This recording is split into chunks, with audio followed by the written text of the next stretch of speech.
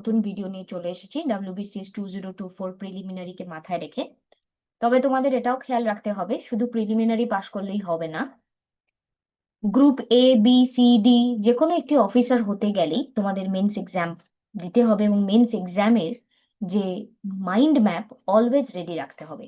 আজ আমরা আবার ভিডিও রাখবো এখানে ইন্ডিয়ান ইকোনমি সেকশন থেকে। এর আগে আমরা প্রচুর ভিডিও তোমাদেরকে 2024-এর কথা মাথায় রেখে প্রোভাইড করেছি। যারা এখনো পর্যন্ত আমাদের সেই প্লেলিস্টটি ভিজিট করোনি বা আগের ভিডিওগুলি দেখোনি, তোমরা দেখে নিও। তোমাদের আন্ডারস্ট্যান্ডিং অনেকটাই বেটার হবে যে কোনো টপিক যেটা আমরা ভিডিও প্রোভাইড করেছি তার উপর। তোমাদের যদি নিজেদের কাছেও কোনো টপিক থাকে, যে কোনো একটি টপিক সম্পর্কে তোমাদের বুঝতে অসুবিধা হচ্ছে, নিশ্চয়ই কমেন্ট সেকশনে তোমরা কমেন্ট করতে পারো। আজ আমরা পড়বো প্ল্যানিং কমিশন এবং নীতি আয়োগ নিয়ে। অল্প সময়ের মধ্যে ঠিক যেইটুকু আমাদের দরকার, যেটুকু আমাদের মনে রাখতে হবে, যেটুকু আমাদের বুঝতে হবে, সবটাই তোমাদেরকে বলবো। প্ল্যানিং কমিশন এস্টাবলিশড হয়েছিল কবে? 1950-এ। প্ল্যানিং কমিশন কত দিন পর্যন্ত ছিল, বা প্ল্যানিং কমিশন শেষ কবে হয়েছিল? 2014-তে। প্ল্যানিং কমিশন এস্টাবলিশমেন্টের ডেটটাও আমাদের জিজ্ঞাসা করে, মার্চের 15 তারিখ 1950। প্ল্যানিং কমিশন কি অ্যাপ্রোচে কাজ করে বা করতো? Top down approach.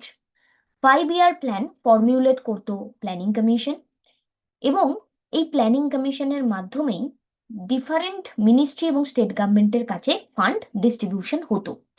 প্ল্যানিং কমিশনের যিনি চেয়ারপারসন হতেন, তিনি আমাদের প্রাইম মিনিস্টারই হতেন। ন্যাশনাল ডেভেলপমেন্ট কাউন্সিল, যেটি এস্টাবলিশ হয়েছে 1952-তে, যার শর্ট ফর্ম NDC, সেটি একটি বডি যা ফাইনাল অ্যাপ্রুভাল দিত 5 ইয়ার প্ল্যানের, যা ক্রিয়েট করা হতো প্ল্যানিং কমিশনের দ্বারা। এটা আমি রিডিং পড়লাম।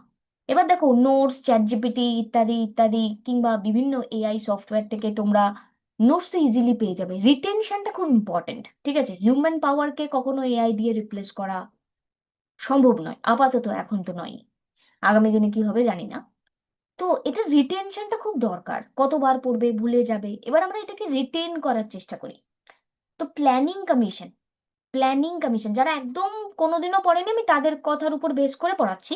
আর যাদের রিভিশন দরকার, আশা করি এটা রিভিশন হয়ে গেছে, ভিডিওটাকে মুভ ফরওয়ার্ড করে নীতি আয়োগটাও তোমরা দেখে নাও। তো প্ল্যানিং কমিশন, তো আমাদের 1947 সালে দেশ স্বাধীন হয়েছিল।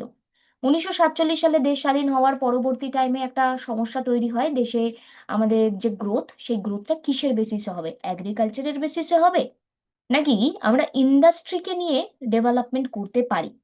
তো এই এগ্রিকালচার ইন্ডাস্ট্রি ডেভেলপমেন্ট নিয়ে অনেক রকমের জল্পনা কল্পনা হয়, এবং অ্যাট লাস্ট এখানে ফাইনাল হয় যে আমরা 5 বছর অন্তর অন্তর একটা কমিশন গঠন করব, এবং সেই 5 বছর অন্তর অন্তর সেই কমিশনের আন্ডারে ডিফারেন্ট প্ল্যানকে পাস করাবো। মানে কমিশনটা একটাই থাকবে, প্ল্যানিং কমিশনই থাকবে, এবং সে আলাদা আলাদা প্ল্যান পাস করবে প্রতি 5 বছর অন্তর অন্তর। এবং সেই 5 বছরে আমরা সেই টার্গেটটাকে ফিল আপ করার চেষ্টা করবো। তো ফার্স্ট 5 ইয়ার প্ল্যান তোমরা জানো যে এগ্রিকালচার ছিল ফোকাস, সেকেন্ড 5 ইয়ার প্ল্যানে ইন্ডাস্ট্রি এখানে ফোকাস হয়ে যায়। তো এই যে প্ল্যানিং কমিশন 15ই মার্চ 1950-এ এস্টাবলিশড হলো, তারা এখানে 5 ইয়ার প্ল্যান ফর্মুলেট করতো, এবং তারাই ডিফারেন্ট গভর্নমেন্ট এবং ডিফারেন্ট যে স্টেট গভর্নমেন্ট মিনিস্টারির মধ্যে এখানে টাকাটা ডিস্ট্রিবিউশন করতো। যেহেতু প্রাইম মিনিস্টার আমাদের কনস্টিটিউশন কিংবা দেশের সমস্ত মাথা বলা যেতে পারে, রিয়েল এখানে এক্সিকিউটিভ পাওয়ার তার কাছে আছে, তাই প্ল্যানিং কমিশনের মতন এত বড় কাজের যিনি চেয়ারপারসন, তিনি প্রাইম মিনিস্টারই হবে। আর এই যে প্ল্যানিং কমিশন 5 ইয়ার প্ল্যানকে ফর্মুলেট করতো, তৈরি করতো, তার অ্যাপ্রুভাল, ফাইনাল কেউ একটা অ্যাপ্রুভাল দেবে, সেই অ্যাপ্রুভালটা দেওয়া হতো ন্যাশনাল ডেভেলপমেন্ট কাউন্সিলের দ্বারা, যা এস্টাবলিশ হয়েছে 1952-তে। এবং এই এন্টায়ার প্ল্যানিং কমিশন কাজ করতো টপ ডাউন অ্যাপ্রোচে। And what is the meaning of top down approach? Top down approach মানে মাথার যে ব্যক্তি, সে এখানে ডিসিশন নেবে, মানে এই PM ডিসিশন নেবে, এবং তার সাবঅর্ডিনেট যারা রয়েছে ডাউনে, সেটাকে ক্যারি ফরওয়ার্ড করবে, এবং আরো ডাউনে ক্যারি ফরওয়ার্ড হবে। মানে PM ডিসিশন নেবে, PM এর পরে এখানে তার পরবর্তী মিনিস্ট্রি এখানে তার ডিসিশনকে ক্যারি ফরওয়ার্ড করবে, মিনিস্ট্রি থেকে লোকাল গভর্নমেন্ট করবে, লোকাল গভর্নমেন্ট থেকে এখানে আরো যারা যারা রয়েছে তাদের মধ্যে, সাধারণ মানুষের মধ্যে বা ল অথরিটির মধ্যে এগুলো ডিস্ট্রিবিউশন হবে।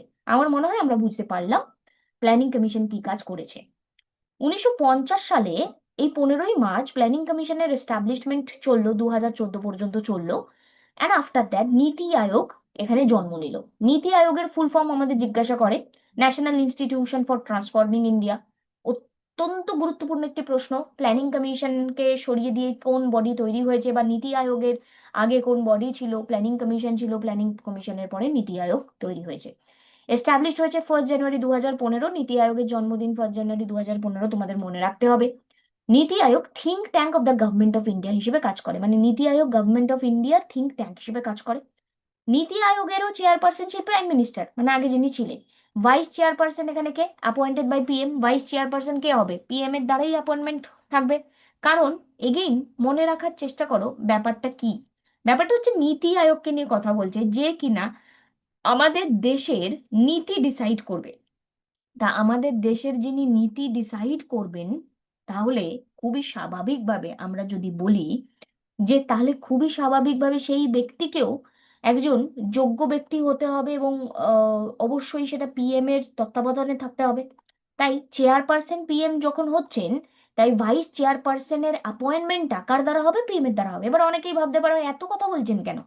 এত কথা বলছি তার কারণ, এই ভাইস চেয়ারপারসন এখানে নীতি আয়োগের কার দ্বারা অ্যাপয়েন্টেড হয়? যখন পরীক্ষার প্রেসারে অপশন আসবে প্রেসিডেন্ট, অপশন আসবে গভর্নর, অপশন আসবে পিএম, অপশন আসবে লাইক ন্যাশনাল ডেভেলপমেন্ট কাউন্সিল, তখন কিন্তু আচ্ছা আচ্ছা ছেলেমেয়ের গন্ডগোল হয়ে যাবে, যদি না কনসেপ্ট ক্লিয়ার হয়ে থাকে। তাহলে নীতি আয়োগ, ন্যাশনাল ডেভেলপমেন্ট, এখানে যে বডি যেটা ছিল আগে অ্যাপ্রুভাল দিত, তার সাথে এখানে কোনো কানেকশন নাই। তাহলে ন্যাশনাল ইনস্টিটিউশন ফর ট্রান্সফর্মিং ইন্ডিয়ার এখানে চেয়ারপারসন যিনি, তিনি হলেন পিএম। এবং এখানে ভাইস চেয়ারপারসন যিনি, তাকেও অ্যাপয়েন্ট করবে পিএম। সিইও যে, তাকেও অ্যাপয়েন্ট করবে পিএম, একটা ফিক্সড টেনিওরের বেসিসে। তো এই মুহূর্তে নীতি আয়োগের যে কম্পোজিশন, মানে এটা পরীক্ষা দিতে যাওয়ার আগে একদম মূল মন্ত্র ভেবে নিতে পারো, যে ভাইস চেয়ারপারসনের নাম এবং সিইওর নাম আমরা মনে রাখবো। তো ভাইস চেয়ারপারসনের নাম এই মুহূর্তে, আজকে আমি 2026-এর 12ই মার্চ ভিডিওটি বানাচ্ছি, এখানে সুমন কে বেরি, ইনি হলেন এখানে নীতি আয়োগের চেয়ারপারসন। যখন যেই সময় ভিডিওটা দেখো না কেন, সেই টাইমে যেই নীতি আয়োগের চেয়ারপারসন হবে তার নামটা অবশ্যই অলওয়েজ মাথায় রাখবে। আর নীতি আয়োগের সিইও যদি বলা হয়, তো নীতি আয়োগের সিইও এখানে অনেক দিন ধরেই অনেকেই রয়েছেন। তো এখানে এর কিছুদিন আগে 2000 মানে যার নামটা বিভিআর সুব্রমণিয়াম, আমরা জানি যে ওনার টেনিওর ছিল, এবং সেটার এখানে কমপ্লিশন রিসেন্টলি আমরা দেখতে পেয়েছি। এবং নিধি চিব্বর বলে একজন ব্যক্তি, একদম আপডেটেড নিউজ, নিধি চিব্বর বলে একজন ব্যক্তি, তিনি এখানে সিইও হিসেবে অ্যাপয়েন্টেড হয়েছে। এবার দেখো, তুমি সিইও কিভাবে মনে রাখবে, ভাইস চেয়ারম্যান কিভাবে মনে রাখবে, সেটা তো তোমার নিজেকে একটু বুঝে মনে রাখতে হবে। এটা এটা একটু পড়তে পড়তে আশা করি হয়ে যাবে। ঠিক আছে।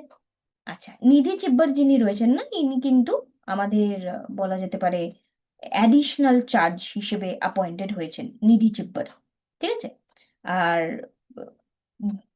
বিভিআর সুব্রমণিয়াম ফেব্রুয়ারি মাসের 24 তারিখে বা 25 তারিখে 2026-এ তার টেনিওরকে কমপ্লিট করেছেন। ঠিক আছে, এক্সটেন্ডেড টেনিওর ছিল সুব্রমণিয়ামের, তিনি কমপ্লিট করেছেন। এবার ওই যে উপরের 5 ইয়ার প্ল্যানগুলো বললাম, মনে করে দেখো 5 ইয়ার প্ল্যান, এখানে 5 ইয়ার প্ল্যান ফর্মুলেট করছে কি নীতি আয়োগ, এবং নীতি আয়োগ টোটাল কমপ্লিশন ওখানে উপরে লেখা ছিল 1950 থেকে 2014। কেন কি 2015-তে নীতি আয়োগ চলে এলো? এখান থেকে একটা কোশ্চেন আসে, যদিও বা সেটা 5 ইয়ার প্ল্যানের সাথে connected. 12 5 year plan, 12 5 year plan এখানে কবে হয়েছিল, বা লাস্ট কোন 5 ইয়ার প্ল্যানটা আসে, যেটা 2012 থেকে 2017। এবার 12 থেকে 2017 কিন্তু লেখা আছে, বাট 5 ইয়ার প্ল্যানটা কিন্তু 5 বছর রান করেনি, কারণ 2014-তেই এটা স্ক্র্যাপ করে যায় এবং 2015-তে নীতি আয়োগের জন্ম হয়ে যায়। এই যে 5 ইয়ার প্ল্যান টপিকটা, এই টপিকটা কিন্তু মারাত্মক ইম্পর্টেন্ট। মানে বিসিএস এর মেন্সে, এই আগেই আমি বললাম যে প্রিলি পড়ে শুধু কিছু হবে না, মেন্সের মতন করে পড়তে হবে। এবং প্রথম থেকেই যদি বিশ্বাস থাকে নিজের মধ্যে যে আমি গ্রুপ ABCD যে কোনো একটি অফিসার হতে পারবো, তাহলে তাকে কিন্তু প্রথম থেকেই নিজেকে তৈরি করতে হবে মেন্সের কোশ্চেনের জন্য। আর 5 ইয়ার প্ল্যানে নিয়ার অ্যাবাউট প্রায় প্রতিবারই দেখা যায় 20 বা 25-এর কাছাকাছি কোশ্চেন আসে 5 ইয়ার প্ল্যান থেকে। তো 5 ইয়ার প্ল্যান কিংবা অন্যান্য টপিক থেকে কেমন কি কোশ্চেন এসেছে তা যদি তোমরা সার্চ করতে চাও, তোমাদের কষ্ট করে কিছু খুঁজতে হবে না। আমাদের ওয়েবসাইটে গিয়ে তোমরা ভিজিট করতে পারো, ডাব্লিউবিসিএস এর প্রিলিমিনারি কিংবা মেন্সের সমস্ত কোশ্চেন তোমরা পেয়ে যাবে। তোমরা নর্মাল গুগলে গিয়ে সহজপাঠ.co.in WBCS লিখলেই আমাদের ওয়েবসাইটটা তোমরা পেয়ে যাবে, এবং সেখানে প্রতিটি সাবজেক্টের পুরো আলাদা আলাদা সেগমেন্ট করে প্রিলিমিনারি এবং মেন্সের কোশ্চেন তোমাদেরকে শেয়ার করা রয়েছে। কিছুদিন আগে তোমাদেরকে এই ভিডিওটি আমরা প্রোভাইড করেছি, তোমরা অনেকেই ভালো রেসপন্স দিয়েছো। তোমাদের কাছে একটাই রিকোয়েস্ট, ভিডিওগুলো যদি তোমাদের প্রিপারেশনে একটু হেল্প করে তাহলে প্লিজ আমাদের চ্যানেলটিকে একটু শেয়ার করো এবং আমাদের চ্যানেলটিকে সাবস্ক্রাইব করতে ভুলো না, এবং নিজেদের মূল্যবান মতামত কমেন্টও করতে পারো, যাতে আগামী দিনে তোমাদেরকে আরো ভালো ভিডিও প্রোভাইড করতে পারি। আর আমাদের ওয়েবসাইটও তোমরা ভিজিট করতে পারো, যেখানে সমস্ত এক্সামের এখানে তোমাদের নোটস শেয়ার করা রয়েছে। যেটা তোমাদের ইন্ডিভিজুয়াল টপিকে প্রবলেম হবে কিংবা ইন্ডিভিজুয়াল সাবজেক্টে প্রবলেম হবে তার মতন করে এখানে ভিডিও কোর্স কিংবা শুধু নোটস শেয়ার করা রয়েছে। স্পেসিফিক্যালি ফোকাস এখানে ডাব্লিউবিসিএস রয়েছে, বিভিন্ন অন্যান্য নোটসও রয়েছে। আমাদের ওয়েবসাইট ভিজিট করলেই তোমরা বুঝতে পারবে। Thank you, take care, have a great day.